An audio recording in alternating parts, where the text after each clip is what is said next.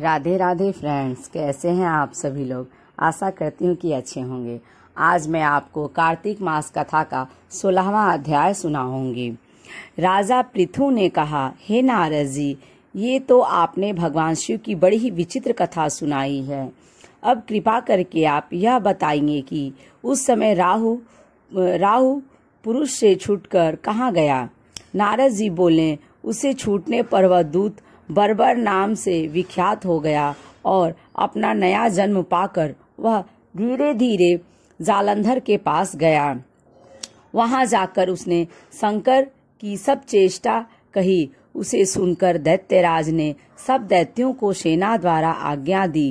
कालनेमी और शुंभ निशुंभ आदि सभी महाबली दैत्य तैयार होने लगे। एक से एक महाबली दैत्य करोड़ों करोड़ों की संख्या में निकल युद्ध के लिए जुट पड़े। महाप्रतापी सिंधुपुत्र शिव जी से युद्ध करने के लिए निकल पड़ा।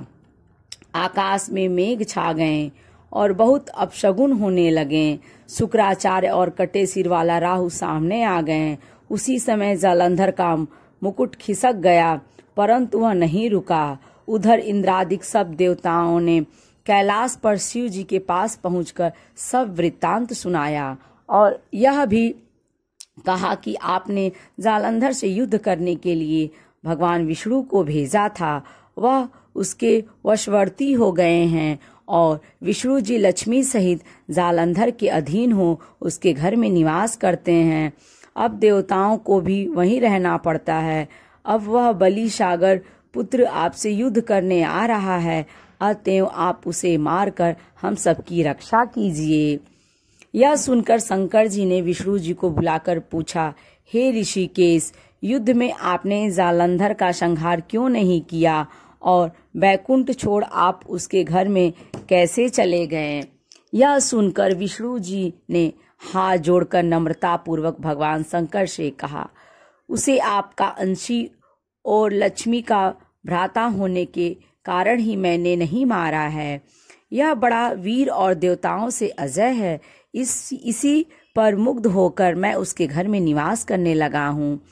विष्णु जी के इन वचनों को सुनकर शंकर जी हंस पड़े। उन्होंने कहा, हे विष्णु, आप यह क्या कहते हैं। मैं उस दैत्य जालंधर को अवश्य मारूंगा। अब आप सभी देवता जालंधर को मेरे द्वारा ही मारा गया जान अपने स्थान को जाइए। जब शंकर जी ने ऐसा कहा तो सब देवता संदेह रहित होकर अपने स्थान को चले गए। इसी समय पराक्रमी जालंधर अपनी विशाल सेना के साथ पर्वत के समीप आ कैलाश को घोर सिंहनाद करने लगा। दैत्यों के नाद और कोलाहल को सुनकर शिव जी ने नंदी आदि गणों को उससे युद्ध करने की आज्ञा प्रदान की। कैलाश के समीप भीषण युद्ध होने लगा। दैत्य अनेकों प्रकार के अस्त्र शस्त्र बरसाने लगे। भेरी, मृदंग, शंख और वीरों तथा हाथी, घोड़ों और रथों के शब्दों से शब्दादित हो पृथ्वी कांपने लगी। युद्ध में कटकर मरे हुए हाथी, घोड़े और पैदलों का पहाड़ लग गया। रक्त मांस का कीचड़ उत्पन्न हो गया। दैत्यों के आचार्य शुक्राचार्य अपनी मृत संजीवनी विद्या से सब दैत्यों को जिलाने लगे। यह देखकर शिव जी के गण व्याकुल हो गए और उनके पास जाकर सारा वृत्तांत सुनाया।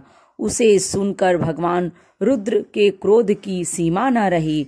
फिर तो उस समय उनके मुख से एक बड़ी भयंकर कृत्या उत्पन्न हुई, जिसकी दोनों जंघाएं ताल वृक्ष के समान थीं।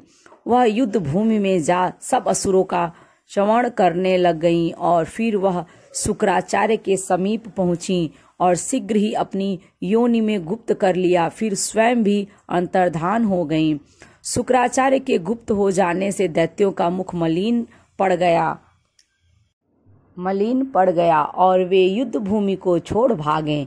इस पर शुंभ निशुंभ और कालनेमी आदि सेनापतियों ने अपने भागते हुए वीरों को रोका। शिव जी के नंदी आदि गणों ने भी, जिसमें गणेश और स्वामी कार्तिकेय जी भी थे, दैत्यों से भीषण युद्ध करना आरंभ कर दिया।